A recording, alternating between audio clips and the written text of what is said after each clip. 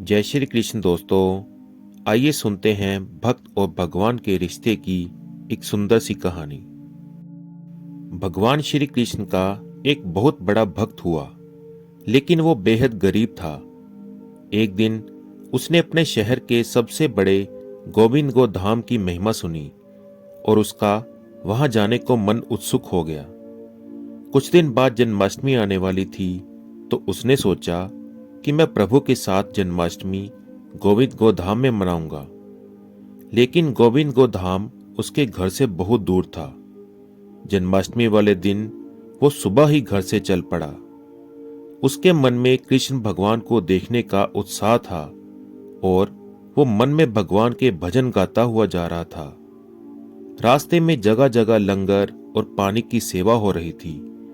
वो ये देखकर बहुत आनंदित हुआ कि वाह प्रभु, आपकी लीला। मैंने तो सिर्फ सुना ही था कि आप गरीबों पर बड़ी दया करते हो। आज अपनी आंखों से देख भी लिया। सब गरीब और भिखारी और आम लोग एक ही जगह से लंगर प्रसाद पाकर कितने खुश हैं। भक्त ऑटो में बैठा ही देख रहा था और उसने सबके देने पर भी कुछ नहीं लिया और सोचा कि पहले प्रभु के दर्शन करूंगा, फिर कुछ खाऊंगा। लेकिन आज तो वहां गरीबों के लिए बहुत प्रसाद का इंतजाम किया होगा। रास्ते में उसने भगवान के लिए थोड़े से अमरूद का प्रसाद लिया और बड़े आनंद में था भगवान के दर्शन को लेकर। भक्त इतनी कड़ी धूप में भगवान के घर पहुंच गया और मंदिर की इतनी प्यारी सजावट देखकर भाव विभोर हो गया। भक्त ने फिर मंदिर के अंदर जाने का किसी से रास्ता पूछा। किसी ने उसे रास्ता बता दिया और कहा कि यह जो लाइनें लगी हुई हैं, आप भी इस लाइन में लग जाओ। वो भक्त भी लाइन में लग गया। वहां बहुत ही भीड़ थी, पर एक और लाइन उसके साथ ही थी, पर वो एकदम खाली थी। भक्त को बड़ी हैरानी हुई कि यहां इतनी भीड़ और यहां तो बारी ही नहीं आ रही और वो लाइन से लोग जल्दी जल्दी दर्शन करने जा रहे हैं। उस भक्त से रहा न गया और उसने अपने साथ वाले भक्त से पूछा कि भैया, यहां इतनी भीड़ और वो लाइन इतनी खाली क्यों है और वहां सब जल्दी जल्दी दर्शन के लिए कैसे जा रहे हैं? वो तो हमारे से काफी बाद में आए हैं।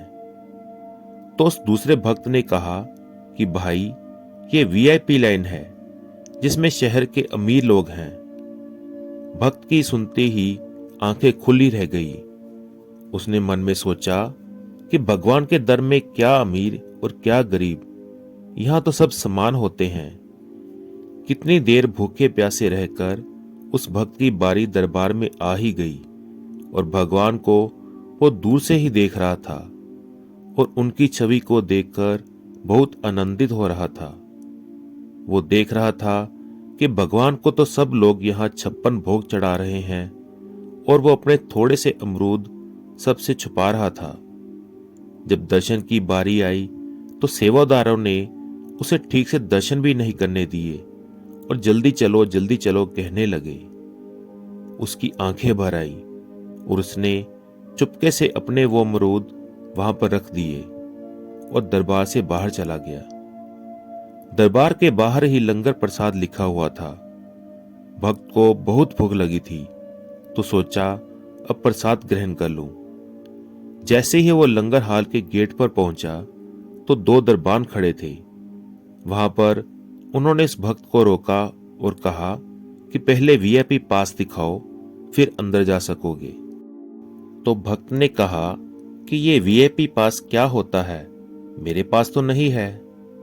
तो उस दरबान ने कहा कि यहाँ जो अमीर लोग दान करते हैं उनको पास मिलता है और लंगर सिर्फ वो ही यहाँ खा सकते हैं।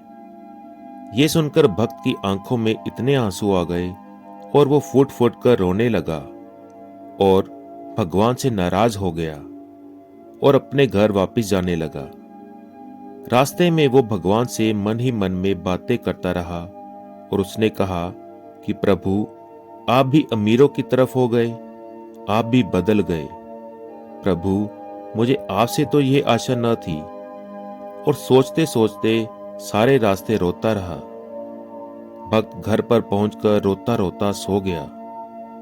भक्त को भगवान ने नींद में दर्शन दिए और भक्त से कहा कि तुम नाराज मत हो मेरे प्यारे भक्त। भगवान ने कहा कि अमीर लोग तो सिर्फ मेरी मूर्ति के दर्शन करते हैं, अपने साक्षात दर्शन तो मैं तुम जैसे भक्तों को देता हूं, और मुझे 56 भोग से कुछ भी लेना देना नहीं है। मैं तो भक्त के भाव खाता हूं और उनके आंसू पी लेता हूं, और ये देख मैं तेरे भाव से चढ़ाए हुए अमरूद खा रहा हूं। भक्त का सारा संदेह दूर हुआ और वो भगवान के साक्षात दर्शन पाकर गदगद हो गया, और उसका गोविंद गो धाम जाना सफल हुआ, और भगवान को खुद उसके घर चलकर आना पड़ा। तो दोस्तों, इस कहानी से हमें यह शिक्षा मिलती है कि भगवान भाव के भूखे हैं, बिन भाव के उनके आगे चढ़ाए हुए 56 भोग भी फीके हैं।